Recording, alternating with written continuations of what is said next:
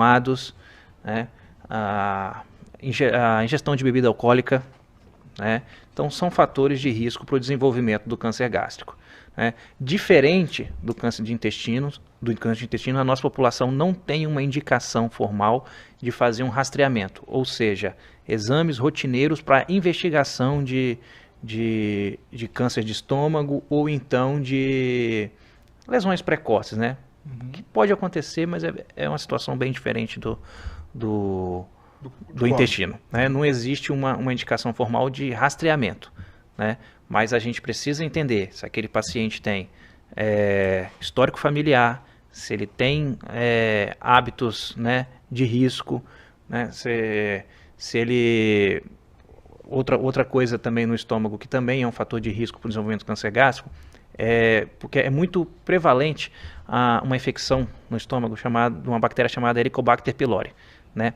Essa bactéria ela pode gerar uma gastrite crônica e essa gastrite crônica ser um fator de risco para o câncer gástrico, né? Então esse paciente, muitas vezes eles têm sintomas, né, que a gente chama de dispepsia, sintoma de má digestão ou dor mesmo na região do estômago, e aí sim, aí entra as indicações de você fazer um exame, rastrear esse paciente, se tiver alguma alteração, tratar, por exemplo, a bactéria, uma gastrite, né, abordar essa questão dos hábitos, álcool, alimentação, tudo isso aí para prevenção também. Para prevenção. Eu acho que isso é um assunto para o segundo bloco. Interessante, que eu acho que esse H. pylori, ele cria muita dúvida na cabeça da população, né? Vamos falar um pouquinho sobre ele. Isso aí, ó. Estamos aqui na presença do Dr. Bruno Guidini, que é gastroenterologista, e também do Dr. Guilherme Campelo, que é urologista. Todos eles atendem ali no LMC, o Linhares Medical Center, o novo hospital do Espírito Santo. E no segundo bloco a gente volta a falar sobre prevenção em Novembro Azul.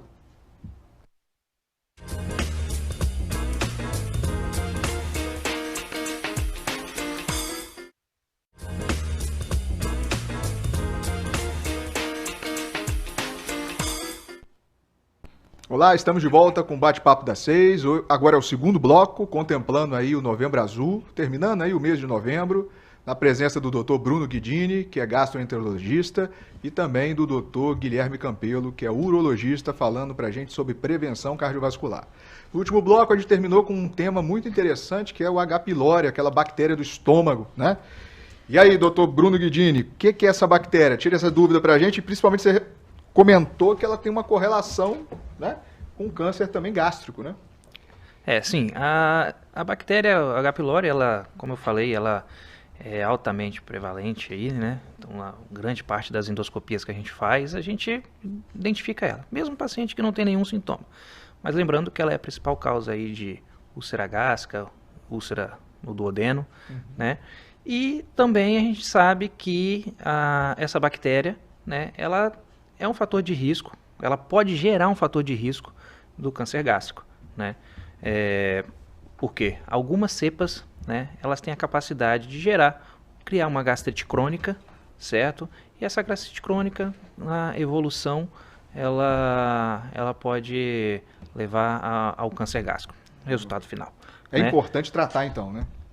Quando encontra, né, o paciente tem uma gastrite, né, é importante tratar. Mas não precisa, assim, desesperar. Né? É muito comum, né? É um tratamento simples, né? A imensa maioria dos pacientes que têm a bactéria não vão desenvolver câncer, certo? A gente tem que saber que isso é um fator de risco, não é um fator que vai levar ao câncer, né? É um fator de risco. Mais assim como uma alimentação ruim, por exemplo, né? O excesso de álcool de consumo de álcool, excesso de sódio, o excesso de alimentos defumados, né, embutidos. Então a gente sabe que tudo isso é fator de risco. E ela é mais um fator de risco.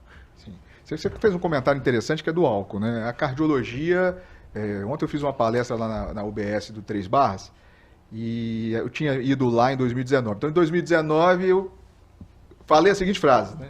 E eu fui questionado lá. Que uma taça de vinho, 2 taças de vinho para o homem e 1 taça de vinho para a mulher diária faz uma proteção cardiovascular. Mas isso aí também está caindo por terra na cardiologia, dado a medicina vai evoluindo, a estatística vai evoluindo, né? E a gente vê que o álcool está aumenta, né, o risco de arritmia. Então o benefício que você teria de reduzir infarto, você está aumentando a arritmia. Então no final das contas, não